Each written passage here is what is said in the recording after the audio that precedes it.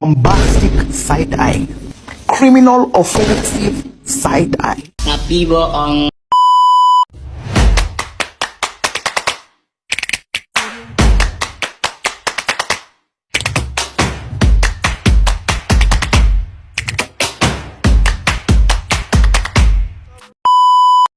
Assalamualaikum warahmatullahi wabarakatuh. Perkenalkan, nama saya Alias Nalayudi dengan NIM 2100065. Saya dari kelas RA1 semester 5, Prodi Manajemen Fakultas Ekonomi dan Bisnis. Tujuan saya membuat video ini untuk memenuhi tugas ujian akhir semester mata kuliah pengantar bisnis internasional yang diampu oleh Ibu Adisya Maya Andara SPDMM. Langsung saja di sini saya akan membahas tentang bisnis internasional. Bisnis internasional merupakan bisnis yang kegiatannya melewati batas-batas negara. Definisi ini tidak hanya termasuk perdagangan internasional dan pemanufakturan di luar negeri, tetapi juga industri jasa yang berkembang di bidang-bidang seperti transportasi, pariwisata, perbankan, periklanan, konstruksi, perdagangan eceran, perdagangan besar, dan komunikasi massa. Perdagangan internasional, international trade, dalam perdagangan internasional yang merupakan transaksi antara negara itu yang biasanya dilakukan dengan cara tradisional, yaitu dengan cara ekspor dan impor. Dengan adanya transaksi ekspor dan impor tersebut, maka timbul neraca perdagangan antara negara atau yang bisa disebut dengan balance of trade. Pemasaran internasional merupakan keadaan suatu perusahaan dapat terlibat dalam satu transaksi bisnis dengan negara lain, perusahaan lain ataupun masyarakat umum di luar negara. Transaksi bisnis internasional ini pada umumnya merupakan upaya untuk memasarkan hasil produksi di luar negeri. Transaksi bisnis internasional ini pada umumnya merupakan upaya untuk memasarkan hasil produksi di luar negeri. Dalam hal semacam ini, maka pengusaha tersebut akan terbebas dari hambatan perdagangan dan tarif bea masuk karena tidak ada transaksi ekspor impor. Dengan masuknya langsung dan melaksanakan kegiatan produksi dan pemasaran di negeri asing, maka tidak terjadi kegiatan ekspor impor. Produk yang dipasarkan itu tidak saja berupa barang, akan tetapi dapat pula berupa jasa. Transaksi bisnis internasional semacam ini dapat ditempuh dengan berbagai cara, antara lain listening, fencing, manajemen contracting, marketing in home, country by host country, joint venturing, multinational compression atau bisa disebut dengan MNC. Semua bentuk transaksi internasional tersebut di atas akan memerlukan transaksi pembayaran yang sering disebut sebagai fee. Dalam hal ini, negara atau home country harus membayar, sedangkan pengirim atau host country akan memperoleh pembayaran fee tersebut. Manfaat bisnis internasional, ada beberapa manfaat bisnis internasional, antara lain yang pertama, memperoleh barang dan jasa yang tidak dapat diproduksi di dalam negeri. Yang kedua, memperoleh keuntungan dari spesialisasi. Yang ketiga, memperluas pasar industri dalam negeri. Dan yang keempat, transfer teknologi modern dan meningkatkan produktivitas. Hal-hal yang harus diperhatikan dalam memudahkan bisnis internasional antara lain, yang pertama, menganalisis pasar global dan menemukan segmentasi pasar, positioning dan target dari pasar global yang akan dimasuki, yang paling mudah dikerjakan dan yang paling menguntungkan.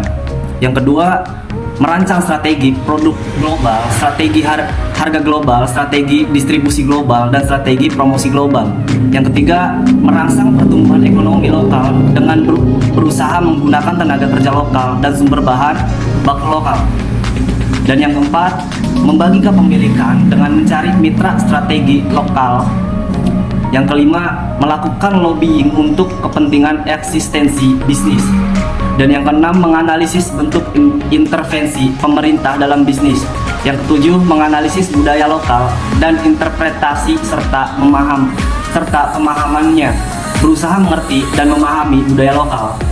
Pemasar internasional sangat perlu memiliki kepekaan budaya yang mampu melihat, memahami, menilai, dan mengapresiasi nuansa kebudayaan secara objektif.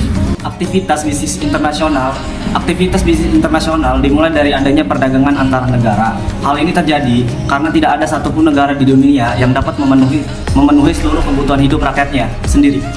Apabila kita tarik lebih jauh ke belakang, maka sebetulnya aktivitas bisnis internasional sudah dilakukan sejak zaman kerajaan, di mana pada masa itu terjadi aktivitas perdagangan antara kerajaan yang satu dengan kerajaan yang lain, bukan hanya dalam satu benua, akan tetapi antar benua. Selanjutnya, di sini ada kerjasama internasional dapat diartikan secara umum sebagai kerjasama yang melibatkan negara-negara yang ada di seluruh dunia maupun sebagian besar negara yang ada di dunia. Kerjasama ekonomi internasional ditujukan untuk dapat memberikan keuntungan pada masing-masing negara. Kerjasama internasional merupakan hubungan kerjasama antara dua negara maupun lebih untuk dapat mencapai tujuan tertentu. Kerjasama internasional ini dilakukan oleh antara negara untuk memenuhi kebutuhan rakyat serta kepentingan lainnya. Tujuan kerjasama internasional dapat bervariasi tergantung pada bidang, isu, dan kepentingan yang dijadikan dasar kerjasama. Secara umum, tujuan kerjasama internasional adalah sebagai berikut. Yang pertama, mempererat persahabatan antar negara. Yang kedua, menciptakan perdamaian dunia. Yang ketiga, meningkatkan pertumbuhan ekonomi. Yang keempat, memperluas tenaga kerja. Yang kelima, meningkatkan kemajuan di berbagai bidang. Yang keenam, untuk melengkapi kebutuhan negara. Dan yang ketujuh, mencegah terjadinya konflik. Macam-macam kerjasama internasional. Yang pertama, kerjasama bilateral. Menurut Kamus Besar Bahasa Indonesia, bilateral berarti dari dua belah pihak atau antara dua pihak. Dalam Pengantar Ilmu Hubungan Internasional 2005, karya Anak Agung Banyu Perwita dan Yanyan Muhammad Yandi, hubungan bilateral adalah keadaan yang menggambarkan hubungan timbal balik antara kedua belah pihak yang terlibat. Dan aktor utama dalam pelaksanaan hubungan bilateral itu adalah negara. Dengan demikian, hubungan bilateral mengacu pada hubungan apapun antara dua pihak. Yang kedua, kerjasama regional. Kerjasama regional adalah kerjasama yang dilakukan oleh negara-negara yang berada di suatu kawasan tertentu yang biasanya berdekatan. Tujuan kerjasama regional biasanya sesuai kepentingan masing-masing negara. Namun, secara umum, untuk memajukan negara-negara yang berada di suatu kawasan atau wilayah, faktor pendorong kerjasama ini biasanya, yang pertama, berdasarkan kedekatan wilayah dan kesamaan kepentingan. Yang kedua, persamaan latar belakang sejarah atau yang bisa kita sebut dengan historis. Yang ketiga, sumber daya alam dan orientasi pemasaran, produk, ekspor, teknis. Kerjasama multilateral. Dalam KBBI, multilateral artinya melibatkan atau mengikut sertakan lebih dari dua bangsa, ya, atau pihak dan sebagainya. Menurut Chamberlain English Dictionary, multilateral berarti kegiatan yang melibatkan lebih dari dua belah pihak, kelompok, atau negara. Kerjasama multilateral adalah kerjasama yang diselenggarakan oleh bangsa-bangsa di dunia tanpa memandang wilayah dan perkembangan perekonomian suatu negara. Contoh kerjasama internasional. Adapun kerjasama internasional yang dilakukan negara Indonesia dengan negara lain yaitu sebagai berikut. Yang pertama, Association of Southeast Asia Nation atau yang kita bisa sebut dengan ASEAN. Perhimpunan bangsa-bangsa Asia Tenggara adalah bentuk kerjasama bilateral Indonesia dalam bidang geopolitik dan ekonomi dengan negara-negara di kawasan Asia Tenggara. ASEAN didirikan di Bangkok, Thailand pada tanggal 8 Agustus 1967 berdasarkan deklarasi Perbara oleh Indonesia, Malaysia, Filipina, Singapura, dan Thailand. Yang kedua, World Trade Organization atau yang kita bisa sebut dengan WTO. Kerjasama internasional satu ini termasuk dalam bentuk kerjasama multilateral yang memiliki tujuan untuk dapat mendiskusikan dan memecahkan masalah mengenai perdagangan yang terjalin antara negara. WTO memiliki beberapa prinsip, yaitu prinsip liberasi perdagangan, non-diskriminasi, dan stabilitas hubungan perdagangan antara negara. Yang ketiga, International Monetary Fund yang bisa disebut dengan IMF. Kerjasama satu ini berbentuk organisasi dan merupakan kerjasama multilateral yang dapat memberikan pinjaman kepada negara-negara yang membutuhkan dana pinjaman. IMF memiliki tujuan untuk meningkatkan kestabilan keuangan internasional.